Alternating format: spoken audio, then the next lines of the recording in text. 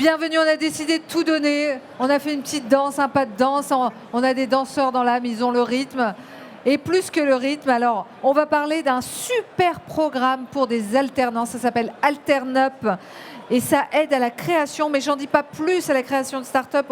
On a le plaisir d'avoir tout d'abord Eric Rebiffé. Eric, tu es dans les relations publiques, mais aussi tu as cette passion pour ce programme que on a la chance de se connaître. On se connaît depuis 7 ans quand même, faut le rappeler. Et puis tu es accompagné aujourd'hui de justement Soufiane Tougui. Tu es pharmacien et aussi fondateur d'une start-up, tu vas nous en parler. Et également Erwan Mekonchou, tu es alternant au sein de Sanofi. La parole est à toi. Première question, qu'est-ce que c'est que ce programme AlternUp, Eric ?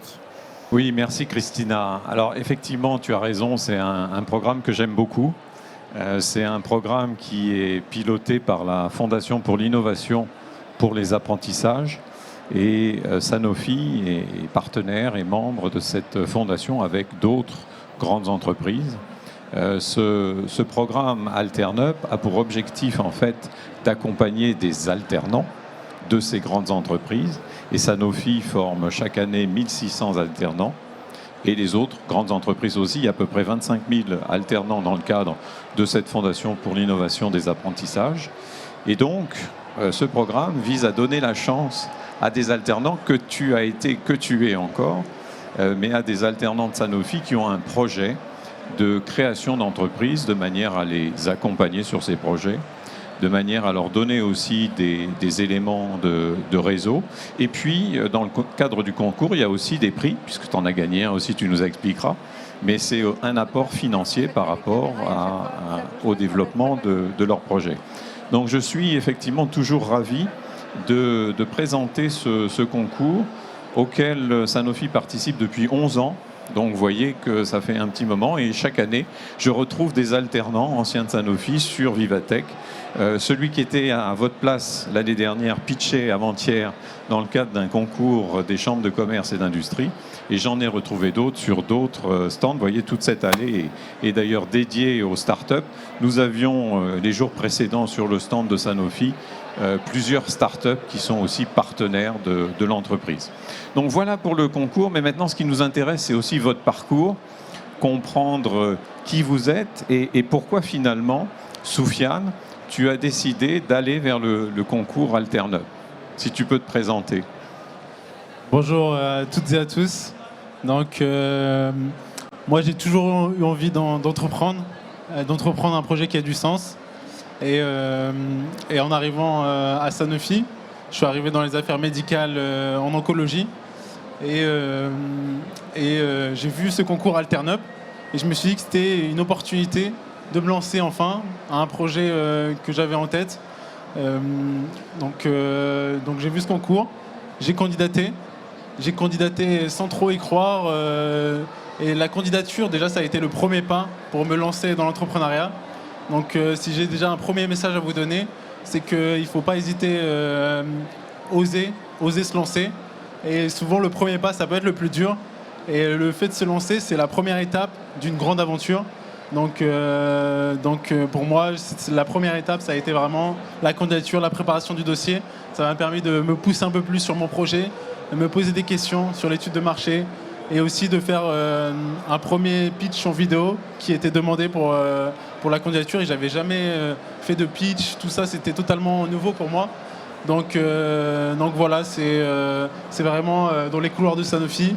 J'ai vu le concours et je me suis dit, vas-y, il faut tenter sa chance et qui ne tente rien à rien. Toi, Soufiane, tu es pharmacien. Oui, c'est ça. Ouais. Et tu travaillais chez Sanofi. Oui. Dans quelle équipe ? Donc moi, je faisais un double diplôme. J'étais alternant en affaires médicales, oncologie, en cancérologie. Et donc les affaires médicales, c'est toute la partie relation avec les médecins, organisation de congrès scientifiques et aussi des présentations, organiser du coup des congrès et voilà du coup et aussi toute la partie essais cliniques. Donc on s'occupe souvent des essais cliniques juste avant la commercialisation du médicament et voilà du coup c'est ce que je faisais à Sanofi, c'était passionnant. Oui. Merci Soufiane. Alors peut-être avant que tu nous parles de ton projet, je vais laisser la parole à Erwan. Tu es toujours alternant chez Sanofi. Tu vas nous dire où et quel est ton parcours en fait de formation. Bonjour, moi je suis Erwan. Je suis ingénieur mécanique en apprentissage à la Polytechnique Sorbonne. Et à Sanofi, j'occupe le poste d'apprenti méthode maintenance sur un site de production de Sanofi. Déjà, moi, mon choix de me porter vers l'entrepreneuriat remonte à déjà mon choix de formation. Le choix de l'ingénierie, c'est pourquoi? C'est parce que j'ai toujours voulu apporter des solutions à des problématiques. Du coup, depuis longtemps, je travaille personnellement sur des petits projets que je ne divulgue pas forcément parce que je ne sais pas comment l'exposer au grand public par la suite. Du coup, je travaille sur des projets, je rencontre des thématiques, je propose des solutions de mon côté, mais je ne les divulgue pas. Puis, une fois après avoir intégré Sanofi, j'ai commencé à travailler sur différentes missions. Et lors de mes missions, j'ai identifié une thématique sur laquelle j'ai commencé à travailler en interne, mais seul, j'en parlais à personne. Et après, avec le temps, durant mes différentes années à Sanofi, j'ai vu ce mail passer par rapport au concours AlternUp, qui était une possibilité pour moi, une possibilité de m'accompagner dans l'accomplissement de mon idée. Et ça m'a aidé justement à passer de l'idée et prochainement atteindre l'action, du coup, la réalisation de cette entreprise. Oui, merci Erwan. Alors peut-être une explication sur la façon dont fonctionne ce concours. En fait, il y a une sélection du jury de l'ensemble des candidatures. On a eu cette année 150 candidatures venant de l'ensemble des entreprises. Donc on a sélectionné 30 candidats pour participer à une Creative Week qui a eu lieu cette année à Berlin, et tu y étais. Peut-être tu peux nous expliquer ce que c'était que cette Creative Week. La Creative Week, c'est une semaine formidable, je ne vous cache pas. Vous y allez avec une idée d'entreprise. Mais on prend des entreprises à tous les niveaux, que ce soit juste une idée ou une entreprise déjà créée. Et durant les 3 premiers jours, vous êtes challengé sur votre entreprise, sur tous les aspects, que ce soit la gestion des clients, comment trouver des clients, comment analyser le besoin réel de ces clients, établir des business plans et tous les outils nécessaires à la mise au point d'une entreprise. Et après ces 3 premiers jours, vous avez un 4e jour durant lequel vous allez devoir pitcher. Vous serez amené à présenter votre entreprise à un panel de jury et vous avez 3 minutes pour le faire. Du coup, pendant ces 3 minutes, vous allez devoir vendre votre produit et ça va être convaincant pour pouvoir participer à la suite de la Creative Week. Oui, alors toi aussi tu peux nous donner ton retour d'expérience sur la Creative Week. Mais je vois Lucie derrière, je ne peux pas m'empêcher de te saluer Lucie, puisque tu étais alternante chez Sanofi, je ne sais même plus en quelle année. Aujourd'hui tu es une chef d'entreprise fabuleuse. On te voit sur les réseaux, on voit le développement de ton entreprise Arteria et je te salue. Donc peut-être un petit retour sur cette Creative Week qui est, bon, si vous intéressez au monde de l'entrepreneuriat, si vous intéressez au monde effectivement de la start-up, c'est la machine à laver. Hein. La Creative Week, c'est qu'on met le projet dans tous les sens et surtout, on vous apprend à pitcher en 3 minutes devant le jury. Effectivement. Donc moi, c'était du coup il y a 1 an la Creative Week. C'était à Turin, déjà un cadre magnifique. Première fois que j'allais en Italie. Et donc pendant cette semaine, comme Erwan a dit, on se fait challenger sur notre projet et on apprend à pitcher notre projet en 3 minutes. Moi, j'avais jamais pitché mon projet 3 minutes et c'est là que je me suis rendu compte que c'était pas si évident. On peut se dire 3 minutes, c'est facile. C'est ce que je m'étais dit. Moi, je me suis dit, il faut juste parler 3 minutes de son projet. Mais au final, c'est vraiment un vrai exercice. Faut être ultra dynamique. Et il faut aborder plein de points, que ce soit le business model, que ce soit la problématique, la solution, la proposition de valeur. Et du coup, c'est tout ce qu'on a appris durant la Creative Week, apprendre les différents points. On avait des intervenants exceptionnels que pour la partie financement, pour la partie proposition de valeur. Et ça restait ultra formateur. On n'a pas beaucoup dormi, mais on a beaucoup appris. Oui, c'est assez intense effectivement comme semaine. Alors peut-être avant que vous nous parliez du projet, moi je voulais vous dire que avec mes collègues de People and Culture, que vous pouvez rencontrer d'ailleurs sur le stand, évidemment, ce parcours est important et il est intéressant parce que les compétences que vous allez acquérir dans cette dimension entrepreneuriale, de toute façon, seront toujours utiles dans le cadre de votre parcours professionnel. Donc, n'hésitez pas, si vous avez une idée de création d'entreprise, à y aller comme ils l'ont fait, parce que de toute façon, et Lucie ne me démentira pas, de toute façon, les compétences entrepreneuriales sont des compétences extrêmement recherchées, que vous soyez salarié d'un grand groupe, d'une start-up, d'une ETI, d'une PME, ou que vous soyez vous-même chef d'entreprise. Donc ça, c'est, je pense, un point intéressant. Vous confirmez ? Effectivement. Absolument. Donc, peu importe, toutes les compétences que vous allez développer en lançant un projet, c'est des compétences qui vont vous servir toute votre vie. que ce soit si vous continuez dans l'entrepreneuriat ou si vous décidez de continuer dans une carrière à Sanofi par exemple. Donc lancez-vous. Est-ce qu'on peut peut-être parler maintenant de vos projets? Alors toi, c'est plus un projet. Maintenant, toi, tu es à la tête de ton entreprise, enfin de ton activité. Est-ce que tu peux nous en dire plus et après on laissera la parole à Erwan. Mais explique-nous un peu quelle est l'idée que tu as eue, que tu développes. Quels sont les freins que tu rencontres par rapport aussi au développement, hein, parce que le parcours de dirigeant d'entreprise n'est pas un long fleuve tranquille, c'est passionnant, mais il y a des hauts et des bas, il faut pouvoir aussi les absorber. Une des caractéristiques d'ailleurs quand on sort d'un grand groupe comme Sanofi, c'est qu'on se retrouve très vite tout seul, alors que dans un grand groupe on ne l'est jamais. Donc explique-nous un peu où tu en es. Du coup, moi, mon projet, je suis parti d'une frustration que j'avais et que beaucoup de cancérologues avec qui j'ai échangé avaient, d'un diagnostic tardif de nombreuses de cancers en l'occurrence. Et du coup, j'ai commencé à réfléchir à une solution pour faciliter la prévention au quotidien auprès des patients. Donc, c'est pour cela que j'ai développé Actoprev. Actoprev, c'est une plateforme innovante à destination des professionnels de santé pour faciliter leur prévention au quotidien, notamment les bilans de prévention que peuvent effectuer maintenant les pharmaciens, les infirmières libérales. Donc elle vient permettre une meilleure identification de tous les facteurs de risque, un gain de temps aussi, vu que comme on le sait, les professionnels de santé n'ont pas beaucoup de temps au quotidien, donc le temps est crucial pour eux. Et pour finir, ça va permettre un meilleur suivi. Donc comme vous pouvez le voir ici, le patient pourra repartir avec une application dédiée à la prévention pour avoir un suivi de tous les dépistages, toutes les actions de prévention qu'il doit effectuer. Donc actuellement, j'ai déjà testé un premier prototype auprès de pharmacies partenaires. Et j'ai pu l'améliorer, la tester. Et donc, ce qui est ultra important, le premier point, c'est peut-être l'une des erreurs que j'ai fait au début, c'est que j'avais un projet en tête, mais je ne l'avais pas confronté au terrain. Donc, la première étape, c'est vraiment se confronter au terrain, aller voir des professionnels de santé. C'est pour ça que j'ai pu interviewer plus d'une cinquantaine de professionnels de santé, que ce soit des pharmaciens, des médecins. Même si je suis pharmacien de formation, c'est important d'aller avoir le point de vue d'autres professionnels de santé. Et ouais, merci. Et du coup, ouais, ça c'est vraiment ultra important. Et pour gagner du temps, c'est direct. La première étape, c'est se confronter au marché et se confronter au. Du coup, moi, c'était les professionnels de santé. Et après, l'une de mes grosses problématiques aussi, comme vous pouvez le deviner, je suis pas développeur, c'est pas ma formation. Moi, ma force, c'est la partie médicale et l'idée, le projet. Donc, j'ai dû m'entourer de tech. Et autre que les techs, ce qui est important, c'est de s'entourer. Donc, s'entourer de mentors pour gagner du temps et éviter de faire certaines erreurs. Donc c'est pour cela, Eric m'a aidé au début avec ses conseils. J'ai pu contacter d'autres personnes.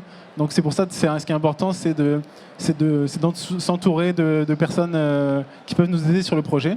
Et donc pour la partie tech, ça a été des montagnes russes qui m'ont fait avancer et reculer.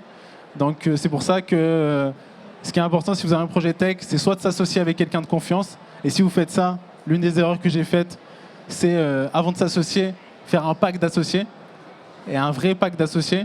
Donc, vu que c'est en mettant sur écrit que vous allez voir si vous êtes vraiment en accord et vous avez la même vision pour le projet. Et après, ou sinon, si vous vous associez avec personne, faire un maximum de devis avec le maximum de prestataires différents. Vu que pour vous dire, par exemple, pour ma solution, j'avais des devis qui allaient de 10 000 euros à 150 000 euros. Donc, avec exactement le même cahier des charges. Donc, d'où l'importance de varier les devis si vous ne vous associez pas avec quelqu'un de technique. Alors, comme je sais que tu es modeste, tu nous as pas dit que tu étais finaliste du concours Alternub l'année dernière. Tu as obtenu d'ailleurs le prix Orange. En quoi finalement le prix financier a pu t'aider aussi dans le développement de ton projet ? Déjà, à part le prix financier, juste le fait d'avoir un soutien, d'avoir une mise en lumière, ça m'a beaucoup aidé pour mon projet. Et après, pour la partie financière, c'est ultra important d'avoir des fonds propres dès le début. C'est un levier d'action pour aller chercher encore plus de fonds. Donc tout l'argent que vous pouvez avoir au début de votre projet via des concours, des hackathons, c'est bon à prendre. Donc je vous encourage à participer à des concours, à tester votre idée, pitcher, en parler au maximum possible. Et ça, c'est ultra important, surtout au début de votre projet, avant même de créer l'entreprise. Comme même Lucille m'a dit au début, ce qui est important, c'est pas forcément de créer très tôt pour une start-up, surtout en santé. Il ne faut pas forcément se précipiter et vouloir créer son entreprise dès le début. Il y a énormément de choses à faire avant de créer les statuts de l'entreprise. Et notamment, si vous voulez aller chercher des fonds par la suite, c'est mieux de créer plus tardivement et après d'aller chercher des fonds. Donc ouais, on avait... Ouais. Lucie, si tu veux nous dire un mot, moi je te laisse le micro. J'aimerais bien que tu nous donnes, ça fait 5 ans, 6 ans, 7 ans, je ne sais même plus.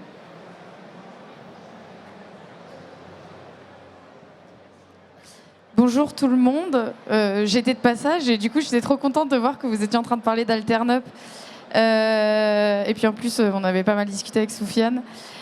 Moi j'ai fait le concours il y a maintenant, c'était en 2019.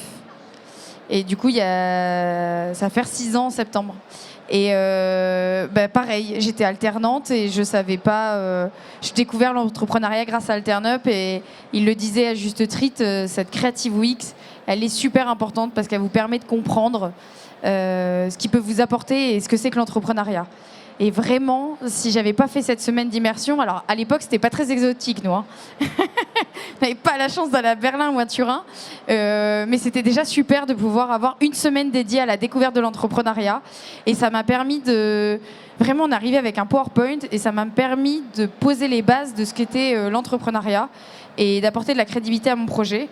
Et de cette façon, derrière, une fois qu'on a remporté la Creative Week, on a monté la société et 5 ans plus tard, on est une start-up du médical qui aide à piquer dans les artères.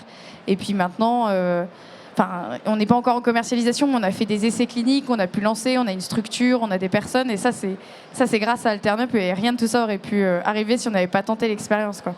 Donc franchement, faites-le. C'est super. Merci beaucoup, Lucie. Je suis ravi vraiment de te voir et d'avoir ton témoignage. Alors, Erwan, peut-être, à toi de nous dire maintenant quel est ton projet, justement. Bon, mon projet, j'ai eu cette idée lors de mes différentes missions. Je vous rappelle, je suis apprenti dans le domaine de la maintenance sur un site de production. Et au cours de mes différentes activités, je me suis rendu compte qu'il y a plusieurs tâches assez chronophages ou répétitives qui peuvent être optimisées et traitées par l'IA. Et j'ai rencontré également une seconde problématique, c'est l'aspect maintenance prédictive. Pour faire simple, la maintenance prédictive, c'est l'idée d'anticiper une panne avant qu'elle ne survienne. On en parlait précédemment avec McLaren qui a signé un partenariat avec Sanofi. Mais moi, à mon niveau, je me suis rendu compte que nous, on n'utilise pas tant que ça la maintenance prédictive, pas parce que c'est compliqué ou quoi que ce soit, mais ce n'est pas forcément adapté à nos technologies que nous on a en interne.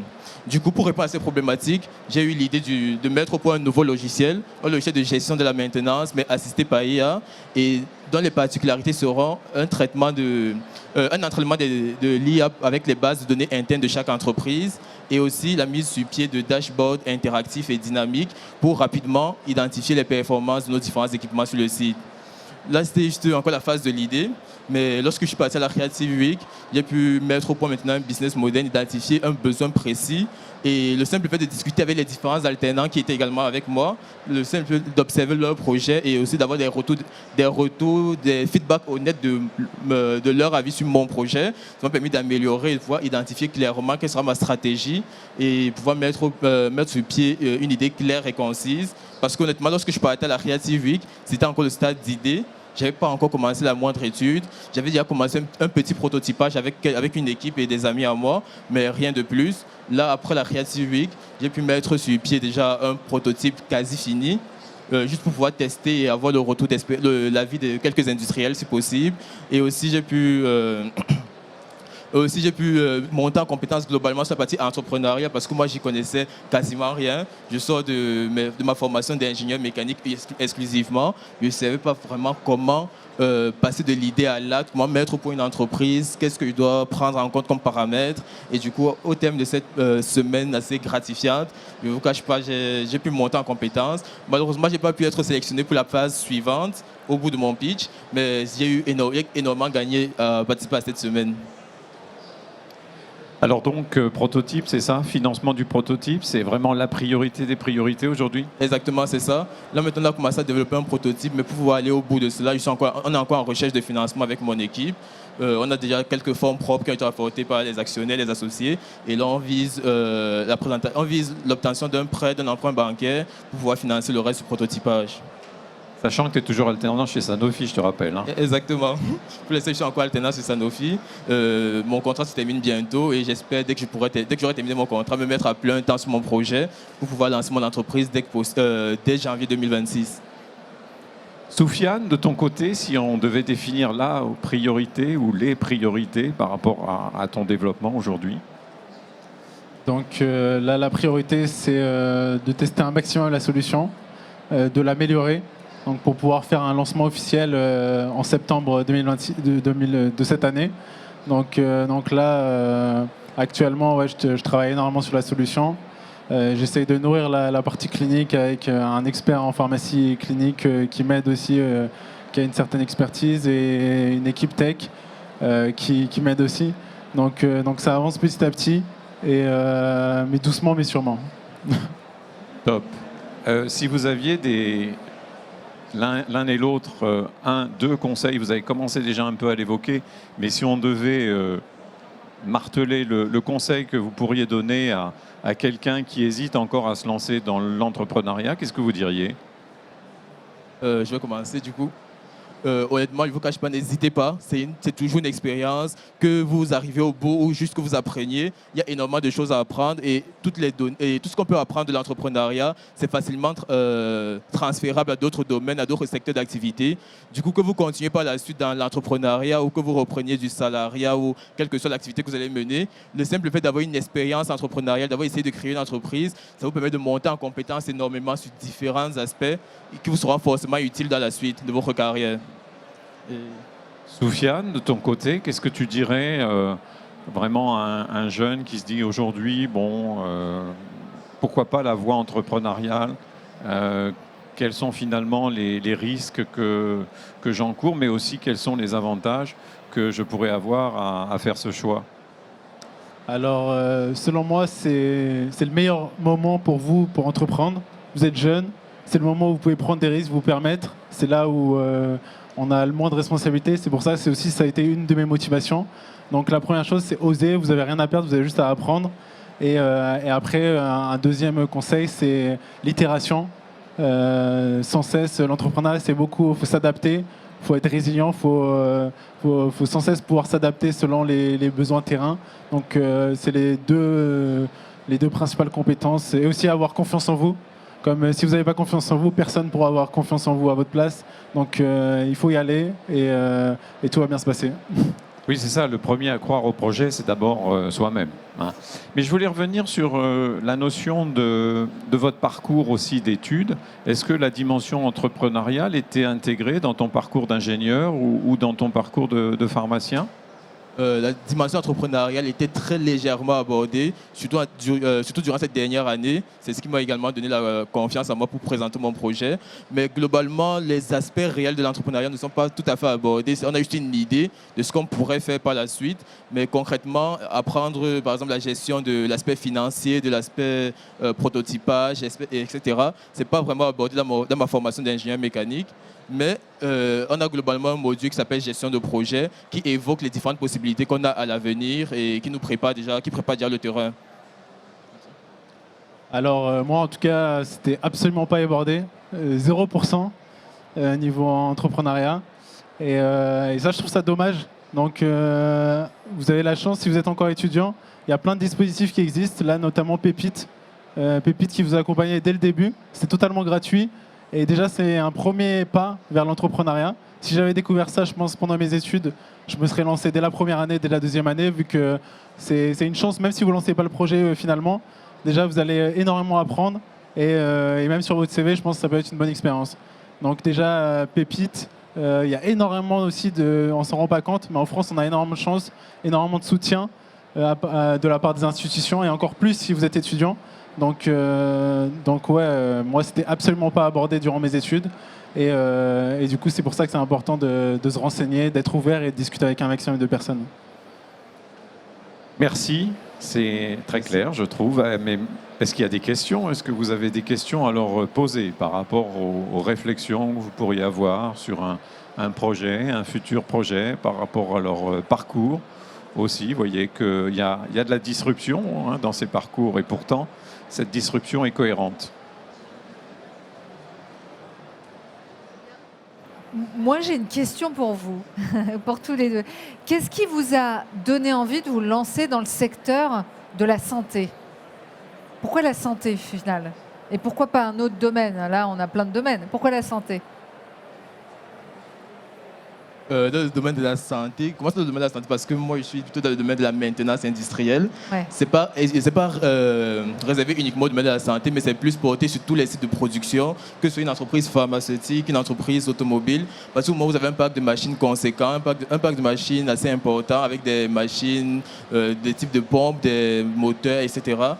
Ce projet s'adresse à vous. Et maintenant, moi, qu'est-ce qui m'a poussé à m'orienter vers ce domaine? C'est déjà ma formation de base. Je suis ingénieur mécanique et j'ai été passionné par cet aspect mécanique, cet aspect pratique des mécanismes, pouvoir observer ces mécanismes et pouvoir les optimiser, les améliorer. C'est pour ça que je me suis orienté vers ce domaine.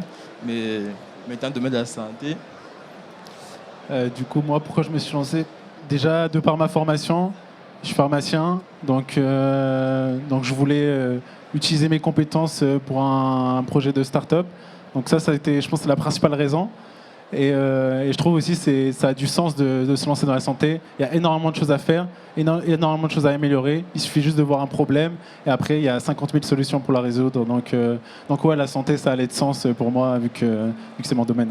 Si je peux ajouter un mot par rapport à ton positionnement sur les enjeux de prévention, on connaît toute l'importance de la prévention aujourd'hui. On en parle aussi sur le stand avec cette magnifique voiture aux couleurs de la lutte contre la méningite. Donc, évidemment, la prévention, c'est clé aujourd'hui dans à la fois les nécessités de coûts que nous avons, mais aussi le besoin d'avoir des diagnostics le plus précoces. On en a parlé aussi par rapport aux maladies rares et les startups qui nous accompagnent sur des diagnostics précoces, de la prévention. Donc tu es en plein dans le cadre, me semble-t-il. Absolument, absolument. La prévention, c'est ultra important. Plus on diagnostique tôt une maladie, plus on a de chances de la guérir. Donc il y a un gros enjeu. Et justement, une bonne nouvelle par rapport à ça, j'ai rejoint tout récemment, il y a un jour, Prevent to Care, c'est le premier incubateur prévention de France, avec des partenaires comme Ramsay Santé, INCO et Elior, donc des gros acteurs de la santé et de la prévention. Donc ça va aussi m'aider à du coup apprendre, vu qu'il y a, en fait, je ne savais même pas, mais il y a énormément d'acteurs aussi de start-up ou d'associations dans la prévention, et on peut apprendre des gens qui ont réussi, et ça va aussi m'aider à me développer dans ce sens-là. Le micro. Super. Est-ce qu'on a des questions alors dans la salle? Allez, une question. Attention, approchez bien le micro. Ok. Alors ma question, c'est comment vous vous organisez entre école, alternance et vos startups? Moi, personnellement, pour cette dernière année, l'année où j'ai commencé à travailler réellement sur ma start-up, j'ai eu la chance, je n'étais plus du tout à l'école. On a fait 2 mois d'école et depuis novembre 2024, on est exclusivement à l'entreprise. Déjà, ça m'a dégagé un peu de temps pour travailler sur ma start-up. Et côté entreprise, du 8h à 17h, je travaille uniquement sur toutes mes tâches en entreprise. Et une fois rentré chez moi, là, je peux travailler, me donner à fond sur mon idée de start-up. Ça me prenait énormément de mes soirées et je profitais également de mes week-ends pour pouvoir me donner à fond sur mon activité. Donc moi j'avais un rythme 3 semaines entreprise, 1 semaine école. Donc pareil, je travaillais le soir, le week-end. Et après aussi, je travaillais pendant les cours. Pendant la semaine de cours, j'en profitais pour travailler aussi sur mon projet. Et j'arrivais à concilier les deux.